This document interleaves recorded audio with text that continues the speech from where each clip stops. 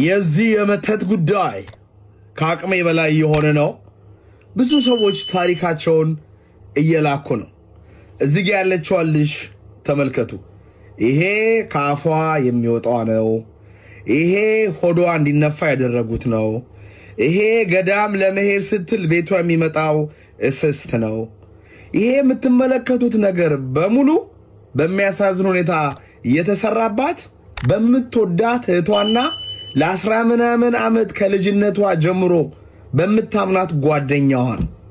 ይቺ ሴት ከገዳም ገዳም ስትዞር ለምንድነው ያልሰራላት? ለምንድነው? ገዳም ደርሳ መጣ ትነግራቸዋለች፣ ለእህቷ ትነግራለች፣ ለጓደኛዋ ትነግራለች። እንደዚህ ሆኜ የሚገርመው ነገር ፊቷ ጭምር እስኪወሰድ ድረስ የሷ ፊት ወዝ፣ የሷ ፊት ውበት ያቺ ጓደኛዋ መተት ያሰራችባት መንታት እስኪመስሉ ድረስ ፊቷ ጭምር ተወስዷልና ለእህቷ ለጓደኛዋ ትነግራለች ሚስጥሯን በሙሉ። እነሱ ደግሞ ሄደው ያሰራሉ፣ ያስገደግዳሉ። ይቺ ልጅ ለሰከንድ እንኳ አልጠረጠረችም። እሷ እግዚአብሔርን ስለምትፈራ ከገዳም ስለምትዞር ከቅዳሴ ከጸበሉ ቀርታ ስለማታቅ እግዚአብሔር ሰዎችን አፍቅሩ በሚለው ሕግ ሰዎችን ስለምታፈቅር እሷ እንደዚህ አይነት ቆሻሻ ነገር ሰዎች ላይ ስለማታደርግ እነሱ ማያደርጉ መስሏት ነበረ። ግን እነሱ ናቸው ያደረጉባት ማለት ነው። ነገር ግን እምነቷን ይዛ ጸንታ ስለሄደች እግዚአብሔር አምላክ ምን አስተርጎላታል? አስተርፏታል። መጀመሪያ ከነበረችበት ከፍታ እንዲህ ነበር የወደቀችው። በአፍጢሟ ነበር የገባችው። ከሀብቷ፣ ከስራዋ፣ ከትዳሯ፣ ከጤናዋ ቁልቁል ነበር የወደቀችው። ግን ሳታቋርጥ እስከ መጨረሻው መተቱ ሲመጣ ገዳም እየሄደች በተለይ እንዳለች እሱ ያለችኝ ነው የምላችሁ። ዘብር ለምሳሌ የሄዶ የተጠመቀ ሰው ቢታደስ አይሰራም። ክርስቶስ ሰምራ ቢታደስ አይሰራም። ሌሎችም ገዳማቶች አሉ። ኮሜንት አድርጉ። የትኛው ገዳም ቢኬድና ቢጠመቁ ነው ሰዎች ድጋሚ የማይሰራው ንገሯቸው። አይሰራም። በስተመጨረሻ ግን እሷ በእምነቷ ጸንታ ስትቀጥል እህቷ ከጠንቋይ ቤት መጥሪያ ይዛላት መጣች። በ3 ወር ውስጥ ትሞቻለች ብላ። ይቺ ሴት በጣም ጀግና ናት። አልሄድም ልሞት አለች። በሷት አልሞተችም። ቤተሰቦቿ አጎረፏት። እሷስ አልሄደችም። ያለችው እግዚአብሔር ጋር ነው። እና ይኸው ድኛለው። ማን ያዘዋል? ታሪኬን ለሰዎች ንገርና ይማሩበት ብላ ነው። ብዙ ዶክመንት ነው የላከችው፣ ብዙ ፎቶ ነው የላከችው፣ ብዙ ቪዲዮ ነው የላከችው። ተማሩ። አንዳንዶቻችሁ እናታችሁ ያሰራችባችሁ ሰዎች አላችሁ። አይገርማችሁ? ያሉኝ ነው እንግዲህ እኔ ፈጥሬ አይደለም። እናቴ ከኔ ወስዳ ለታላቅ ወንድሜ አድርጋ፣ ታላቅ ወንድሜ ዘመድ አዝማዴ ጓደኛዬ በሉ። ሰው አይታመንም። የሚታመነው እግዚአብሔር ነው። እሺ፣ ሰው አይታመን። የሚታመነው እግዚአብሔር ብቻ ነው። ደግሞ መንፈሰ ጠንካራ ስላልሆናችሁ ነው እኮ እየተጫወተባችሁ የሚገኘው። የእናንተ መንፈስ ጠንካራ ስላልሆነ እኮ ነው የሚጫወትባችሁ። እሺ፣ መንፈሰ ጠንካራ ብትሆኑ የታባቱ ምን ያመጣል? አጋንንት ከይሲ ምን ያመጣል? መንፈሰ ጠንካራ ብትሆኑ ምንም አያመጣ። ግን እኛ መንፈሳችንን አሳልፈን ስለሰጠንና አላዋቂ መንፈስ እንዴት እንደሚሰራ ስለማናቅ ነው የሚጫወቱብን። አሁንም ሆኖ ምንድነው መንፈሳዊ ጥበባችን ዕውቀታችን ያደገ ይሁን። እንዴት ጨለማን በብርሃን ማስወገድ እንዳለብን ነው። 2 ሚስጥር እንጠብቅ። ይሄ የዚህ ቪዲዮ ዋና ዓላማ ለማንም ሰው ጸሎታችንን ለማንም ሰው የት እንደምን አንናገር። ሚስጥር ይሁን።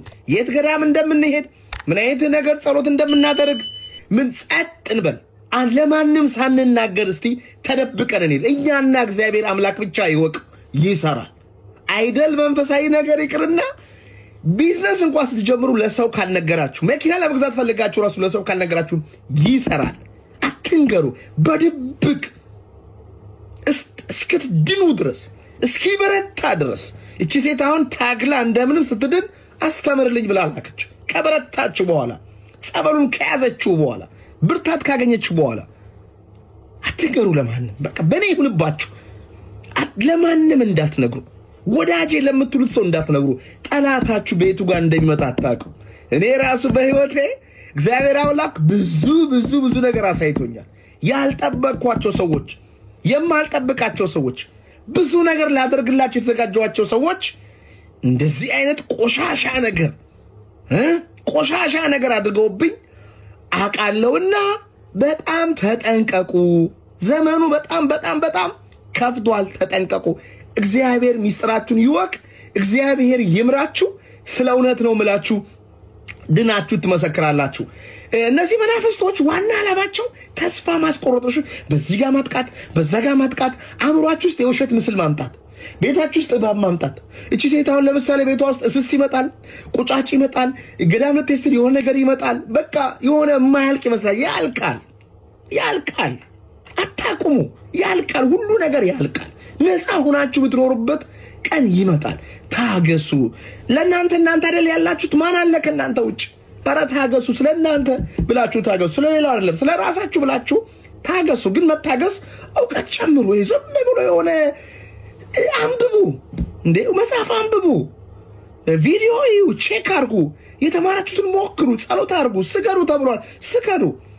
ሳታምኑ ጸበል ብትሄዱ፣ ሳታምኑ ብትሰግዱ ዝም ብሎ ስፖርት ነው የሚሆነው።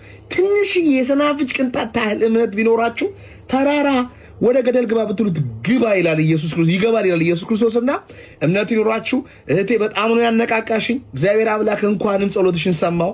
እግዚአብሔር አምላክ እንኳንም ትግልሽን አይቶ እኛም እንድንባረብሽ አደረገሽ። በጣም ብርቱና ጠንካራ ሴት ነሽ። ይሄንን ቪዲዮ አይተው ብዙ ሴቶች ብዙ ወንዶች እንደሚማሩ ተስፋ አደርጋለሁ። እግዚአብሔር አምላክ ሁላችንም ከዚህ ክፉ መንፈስ፣ ከዚህ አውሬ መንፈስ፣ ከዚህ ሰው በሊታ የሆነ ከዚህ አፍቅሮተ ነዋይ ካወረው ከዚህ በጠፊው ዓለም ውስጥ ታውሮ ዘላለማዊን ሕይወት ከሚያጡ ሰዎች ክፉ ሴራ መድኃኔዓለም በያላችሁበት ይጠብቃችሁ። ወላዲተ አምላክ አዛኝቷ ድንግል ማርያም በብርሃን ቀሚሷ፣ በዘርፋፋ የብርሃን ቀሚሷ ኪዳነ ምሕረት ትከልላችሁ። ቅዱስ ገብርኤል፣ ቅዱስ ሚካኤል፣ ቅዱስ ኡራኤል በሰይፉ ይጠብቃችሁ። ከማይታዩ ፍላጻዎች፣ ከማይታዩ ክፉ አጋንንት፣ ከማይታዩ አውሬዎች፣ በዙሪያችሁም ካሉ ሰው መሳይ አውሬዎች እግዚአብሔር አምላክ ይጠብቃችሁ። ሌላ ምንም አልልም። ይጠብቃችኋል። ደግሞ ይህንን ቪዲዮ የምታዩ ሰዎች አምናለሁ። እግዚአብሔር አምላክ ቸርነቱ አይለየን፣ ይጠብቀን ሁላችንም።